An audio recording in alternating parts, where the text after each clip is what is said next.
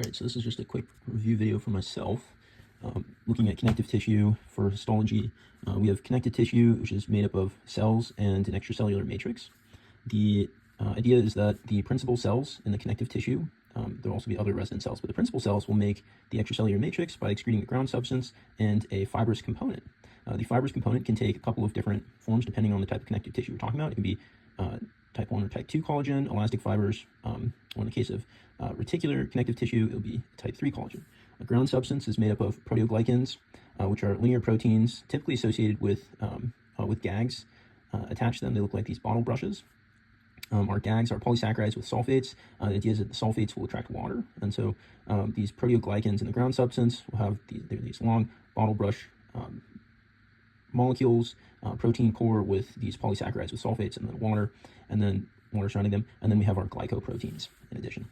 Okay, in terms of classification of connective tissue, we have loose connective tissue, dense connective tissue, reticular connective tissue, elastic, and then adipose. We also have developmental connective tissue, which is our mesenchyme, Orton's jelly, and brown adipose tissue. And then what we'd consider sort of the special classifications, really depending on your source. I've seen bone talked about as dense, but it would be like a specialized dense, and then cartilage also dense but specialized, and then liquid. All right, so starting with our first one, loose connective tissue. The function of loose connective tissue is to anchor the epithelium. It allows for monitoring for infection throughout the epithelium. We can think of it as, it's made up of our type 1 collagen, and it's got a bunch of different resident cells in it, but being a very loose tissue, it allows our different resident cells to move around. So what are the different resident cells? We have our fibroblasts, which are our principal cells. They've got an elongated nucleus, kind of this strange looking shape. They produce type 1 collagen and elastic fibers. They have an abundant endoplasmic reticulum. We have our macrophages, which are phytocytic cells with large oval shaped nucleuses. We have our plasma cells, which come from B lymphocytes. They secrete antibodies. They have this wagon wheel nucleus and a prominent endoplasmic reticulum. There. All right, and then adipocytes can be in there as well. They store triglycerides, secrete leptin, produce estrogen. They have this ring-like appearance, right? Because this being the edge of the ring, this being the top of the ring, the nucleus right there. Then we have mast cells, which promote inflammation. You can tell them apart based on their granules, and their death in the skin will cause hives. Other sort of transient residents of the loose connective tissue, you have lymphocytes, and then eosinophils, which will come along. We know those attack parasites. And then type 1 collagen, just a quick word, we have secreted as procollagen. Then it's undergoes hydroxylation by the rough endoplasmic reticulum. It becomes tropocollagen, and then multiple tropocollagens combine, self-assemble into collagen. All right, so that's that for the loose connective tissue. Dense connective tissue, we have generally it's less cells than loose connective tissue. We have two types. We have regular dense connective tissue and irregular dense connective tissue. For regular, we have it's made of type 1 collagen. Same with irregular. Principal cells are fibroblasts. Same over here. There's little ground substance. Fibers are parallel to the stress. Irregular fibers are arranged irregularly. It's in the dermis of the skin. It also mechanically links different tissues and supports and protects organs in these organ capsules surrounding organs. We know that, just as a sort of side note, the scurvy, which we've talked about in different lectures and classes, reduced collagen synthesis due to prolonged vitamin C deficiency. All right, so that brings us to our third type of connective tissue, which is reticular connective tissue. It's type 3 collagen in a fine meshwork. It forms the stroma. Stroma is just a word for connective tissue. In addition, it can include the connective tissue plus like blood vessels and nerves going through an area.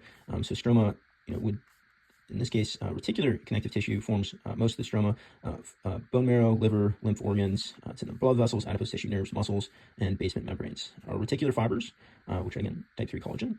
They're highly branched, so it looks something like this. You stain them with silver, not H and E.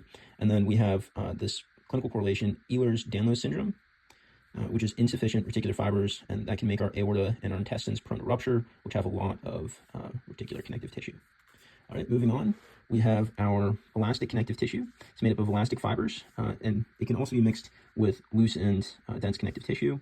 Our organization is multiple elastic fibers together form our elastic network. Multiple elastic networks together form elastic lamina.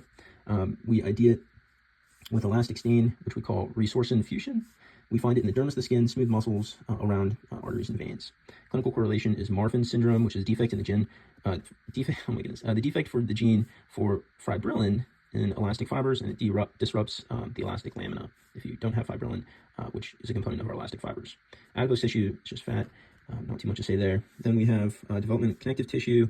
our mesenchyme, which are stellate cells in a thin gelatinous matrix, the primitive connective tissue in embryos and fetuses. Wharton's jelly is found in our umbilical cords, and it has a lot of GAGs and high hyaluronic acid, as well as type 1 and type 2 collagen. Brown fat is fat with a lot of mitochondrial content to produce a lot of heat for newborns. All right, so that's our developmental connective tissue, mesenchyme, Wharton's jelly, and brown fat. All right, and then finally we have our cartilage. We said that cartilage is, cartilage and bone and blood. We consider this more of a specialized type of connective tissue. But cartilage, we have three types. We have haline, elastic, and fibrocartilage. Haline cartilage is our most common. It takes that sort of glassy appearance. We have chondrocytes, which come from chondroblasts, which come from chondrogenic cells. And so if we take a cross-section of haline cartilage, it looks something like this. We have an outer fibrous layer. Then we have an inner chondrogenic layer. And in this layer, you'll start, as you go down, chondrocytes will become chondroblasts. And then when chondroblasts are excreting the extracellular matrix, which is type 2 collagen, and aggregan, which is a type of proteoglycan, which is a protein plus our GAGs. As the chondroblasts are excreting the extracellular matrix, they get enveloped in our lacunae, and once they're fully enveloped, they're now a chondrocyte. And so you can have two different ways of growing. And so growing our cartilage, we have appositional growth, which is like on a surface or by layers, and then interstitial is in like the middle, where you have growth outward from groups of chondroblasts. All right, and so if we talk about elastic cartilage, it's really made up of type 2 collagen and elastic fibers, not too much to say there. And then our fibrocartilage, it's continuous, generally with dense reticular connective tissue or bone, and then it's type 1 and type 2 collagen. All right, but generally, if we're talking about cartilage, we're mostly type 2 collagen, and then depending on if you're elastic cartilage, it's that basic type 2 plus some elastic fibers, which makes it easy to remember. Elastic cartilage is kind of cartilage plus addition, and then fibrocartilage is type 1 in addition to the type 2 collagen that makes up our base cartilage, right? Okay, so that's it, and we'll keep at it. All right, I just wanted to point out something very quickly. So if we're trying to remember the different types of collagen, we learned about the loose and dense connective tissue first, and those are both type 1 collagen. Then reticular connective tissue is type 3 collagen, and then our cartilage is primarily type 2 collagen. All right, that's it, not too bad.